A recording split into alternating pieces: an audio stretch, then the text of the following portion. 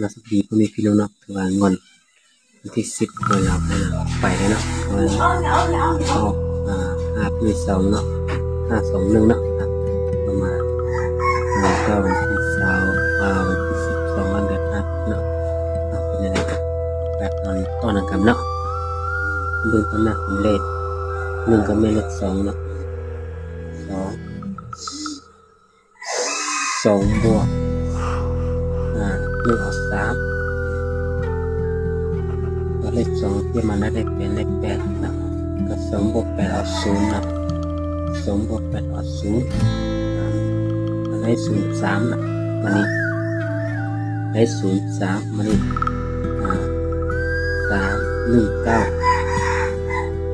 319 ลงละมันลง1 9นี่เปลี่ยนมาได้ตัวนี้ขึ้น5ที่7นะที่7 9เนาะแล้วมันนี่มันออก1นี้แล้วแล้วก็จะไปเลข2ตัวนะวันนี้แล้วก็ตับกับไปกันนี่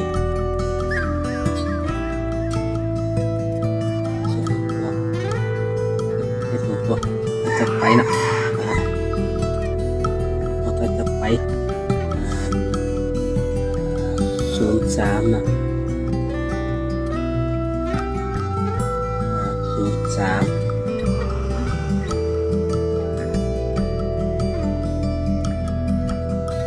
03แล้วก็ไป05 51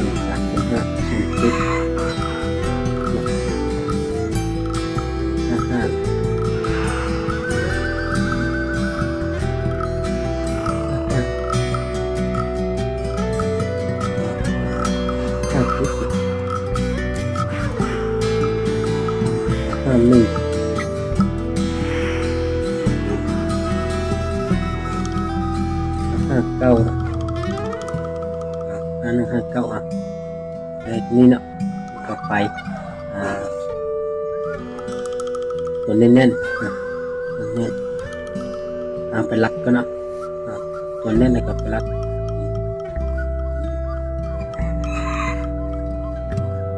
แน่น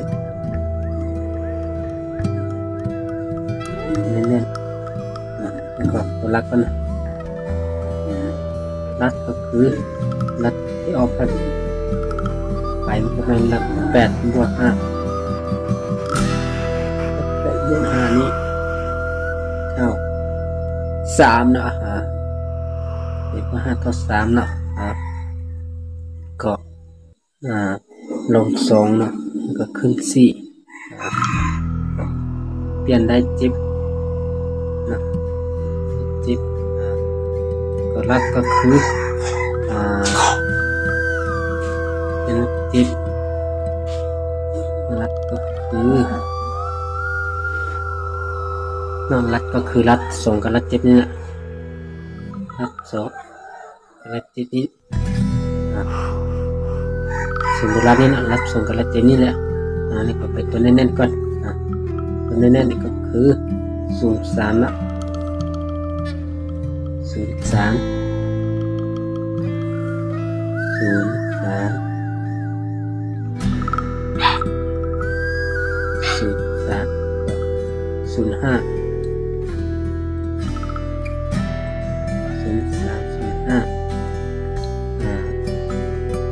ก็09นะก็09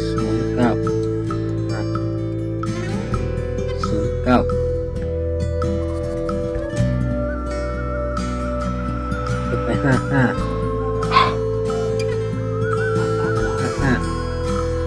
ล้วก็57เนาะ55แล้วก็57แล้วก็57แล้วก็59นะ59นี้6ตัวนี้นะแน่นๆ6ตัวนี้แน่นๆ6ตัวนี้เลยนะ0305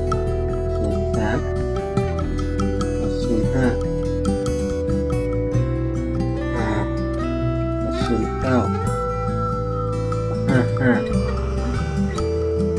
57 แล้วก็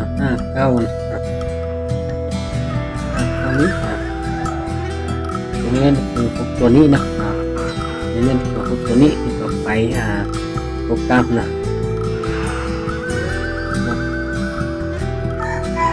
ครับโปรแกรมนี้โปรแกรมคือ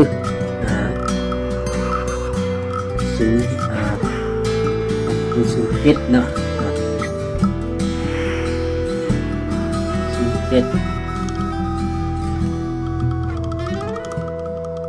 07ก็คือ43นะ07แล้วก็430743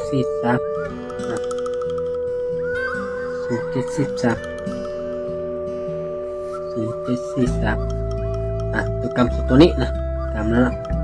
กำตัวนี้แล้วก็ไปเลข3ตัวก็คือนี่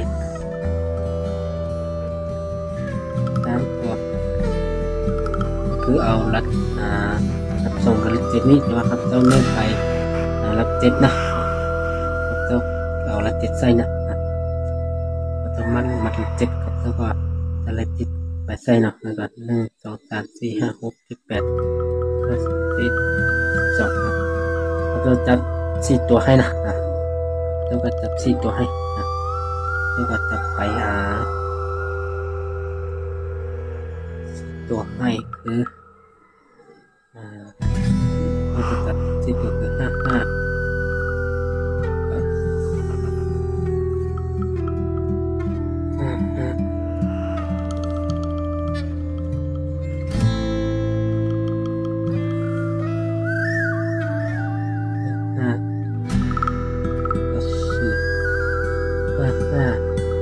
ก็43 05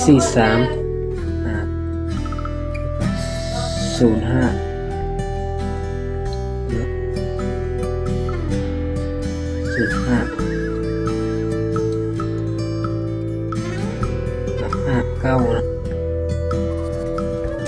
59นะก็จับไป1 2 3 4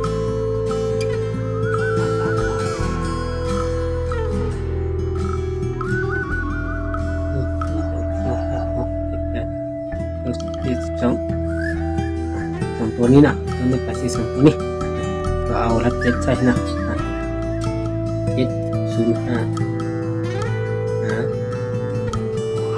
กด755ต่อไป759กด749ไม่743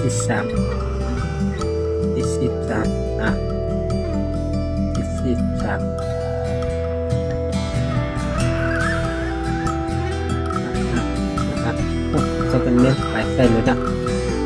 ก็เป็นเล่นไปคือ4ตัวนี้เลยนะ4ตัวนี้ที่3ตัวนี้เนาะ4ตัวนี้แหละสามารถจับเต็มเลย4ตัวนี้นะเนาะนี่4ตัวนี้นะก็แบบตรงนี้ตัวนี้ที่สุดจับตัวนี้นะตัวดิ้นที่สับตัวดิ้นนะเนี่ยที่สับตัวดิ้นนี่สับตัวดิ้นตรงนี้เนาะจับไปเลยนะอะไรจะได้เลย3ตัวว่าทีนี้มีตัวนี้เนาะวันนี้ว่าให้เข้าลอยนะที่สับตัว2ตัวนะสุดท้ายนี้ขอฝากเขามีพระสงฆ์ทุกคนนะฝากกดไลค์กดแชร์กดติดตามให้ช่องมองของเรานะให้มีงานมีแอมกำลังใจในวันต่อมวนให้